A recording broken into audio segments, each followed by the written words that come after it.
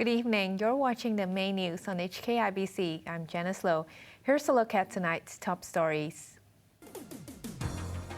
John Lee cuts property stamp duties to give the real estate sector a shot in the arm.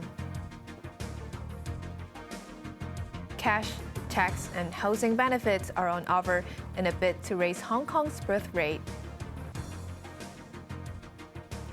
And overseas, hospitals in the Gaza Strip are on the verge of closure as their fuel supplies run out.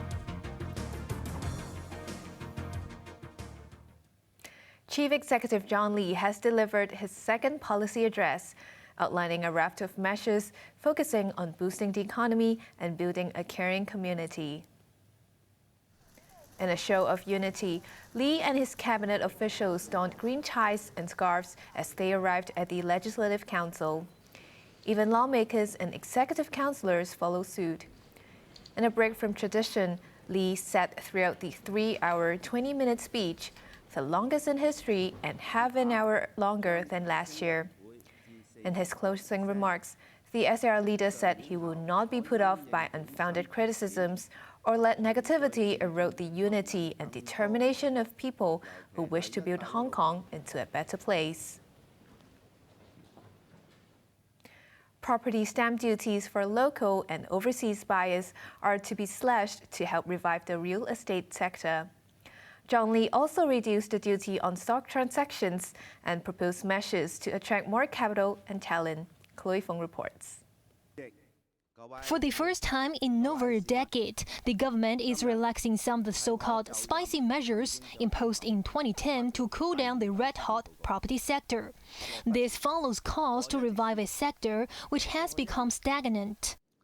將額外印花稅嘅適用年期由3年 Chief Executive John Lee announced that from now on, owners who sell their homes 2 years after purchase will not have to pay the special stamp duty. This was reduced from 3 years, with the levy amounting to 10% of the property price.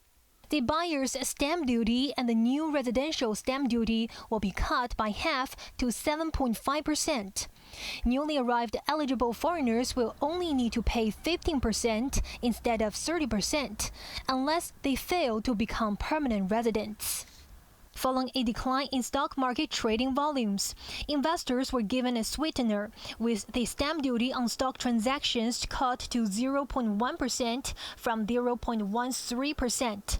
The legislative procedure for the measure that applies to buyers and sellers is expected to be completed by the end of next month.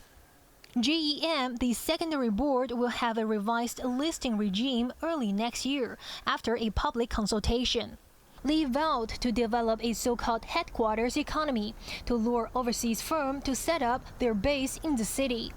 He pointed to Hong Kong's greater access to mainland China for their foreign employees, who will get priority when applying for multiple entry visas from tomorrow. A capital investment entrance scheme, which has suspended since 2015, will be revived. Those who invest $30 million or more in assets, apart from property, can move to the city. To attract more skilled people, the Top Talent Pass scheme has been expanded to cover 8 more top-notch institutions, while visa requirements for applicants from Vietnam, Laos, and Nepal will be relaxed.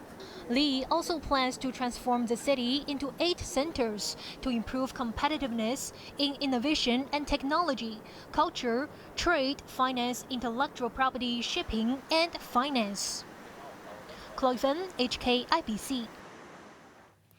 The chief executive is offering cash and tax incentives to encourage couples to have more children. And more childcare centers will be opened so that mothers can go to work. Hong Kong's birth rate plunged to an over 3-decade low of 32,500 last year. In a bid to encourage more births, the parents of every newborn will receive a one-off $20,000, so long as one of them is a permanent resident. The measure starting today will last for 3 years. The government also decided to raise the cap for home-related tax deduction by $2,000 to $12,000. While the waiting list for public housing is more than 63 months, Households with a newborn will wait 1 year less from April. They will also get priority to purchase subsidized flats until the child turns 3. 10% of subsidized flats that go on sale next year will be earmarked for families with newborns. The government will subsidize in vitro fertilization, or IVF, for couples with fertility issues. They will get a yearly tax deduction of $100,000.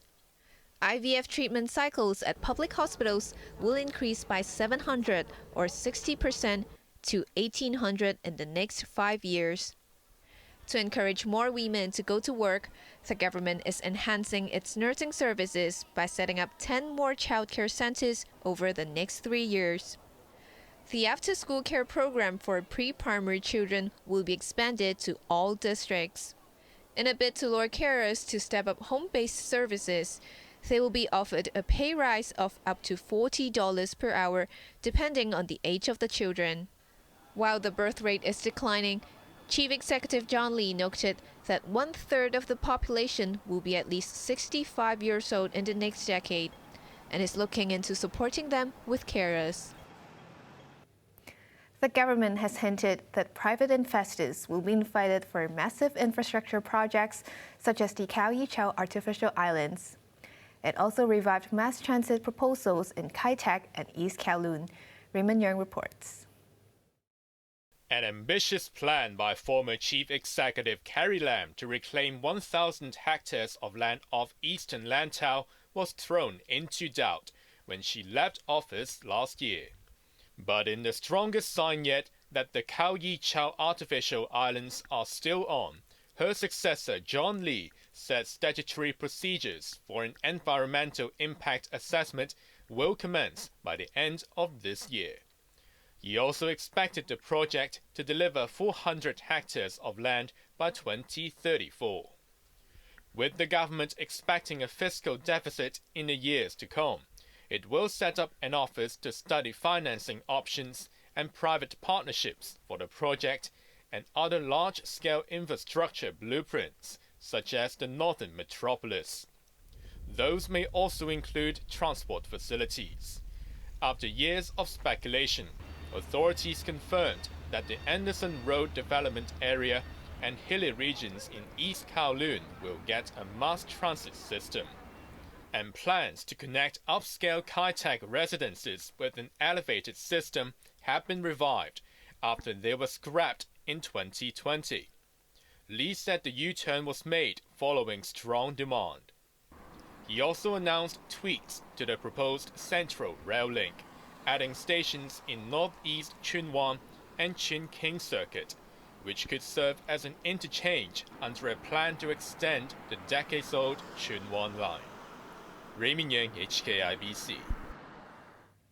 The chief executive says Article 23 legislation will be completed next year, more than 2 decades after the first attempt failed.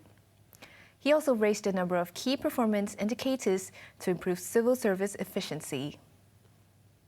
John Lee made waves last year when he introduced Key Performance Indicators, or KPIs, to boost civil service performance. 1 year on, he said 106 of the 110 indicators are either on track or completed. 4 remaining tasks, including revising the Civil Service Code, are delayed so as to achieve better outcomes, the chief executive said. He doubled down on the initiative this year, introducing 150 KPIs, including 73 new ones. Lee also set out objectives to uphold one country, two systems. Legislating Article 23 under the Basic Law is scheduled for completion next year, the first time he set a timeline on the sensitive matter.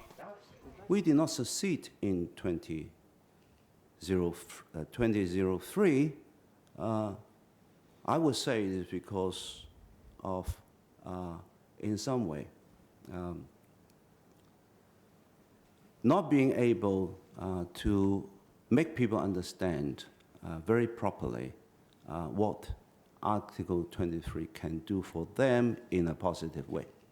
In response to a bill passed by the National People's Congress yesterday to boost patriotism across the country, Li said the chief secretary will establish a working group to strengthen patriotic education in schools.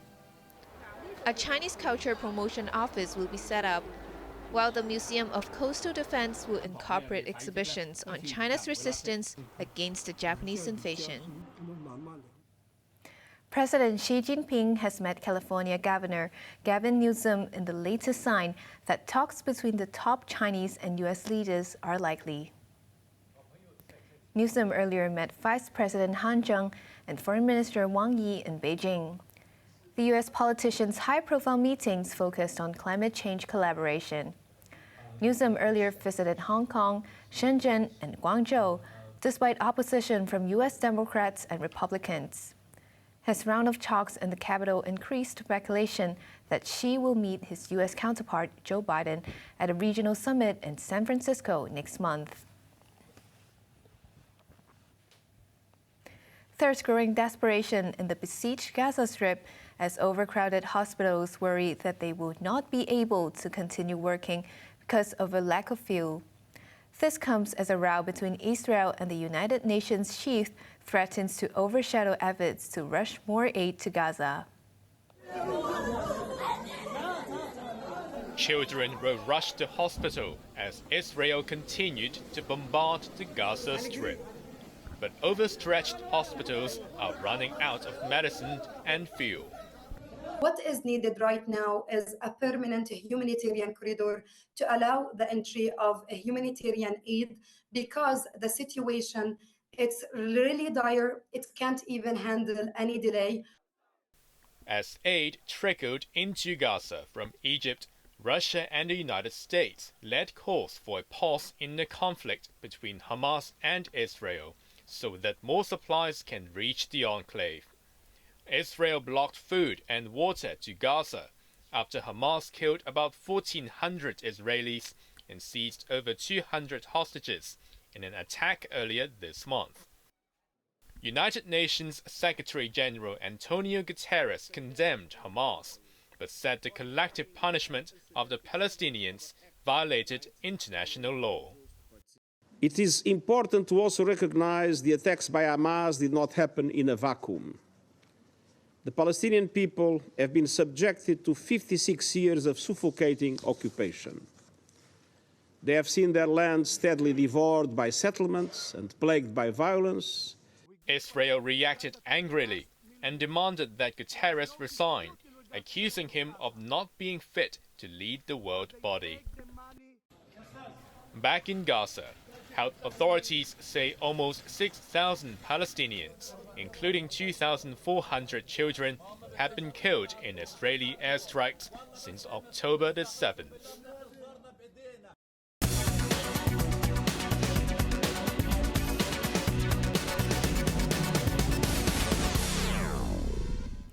The Hong Kong stock market ended a four-session losing streak as China gave investor sentiment a massive boost. Beijing's approval of an additional $137 billion worth of sovereign bonds is expected to add further momentum to the economic recovery now underway. Some Hong Kong property stocks rose after the government loosened the punitive duties on housing transactions. Wharf Holdings gained 2%, and Hang Lung Properties was up 1.2%. Techs were highly favored, with Alibaba rising 2.7%, while Meituan rose 2%. Now let's take a look at the markets. The Hang Seng Index ended the day up by 93 points. To the top 10 active stocks, Tencent gained $4.80, Alibaba gained $2.10, while Meituan also gained $2.10. Kuaishou was down $2.10, while Xiaomi gained 24 cents. On to the weather now. Staying fine tomorrow with temperatures of 25 to 30 degrees. Chance of thunderstorms this weekend. That's our main news for Wednesday night. Join us for more news at 11. I'm Janice Lo. Good evening.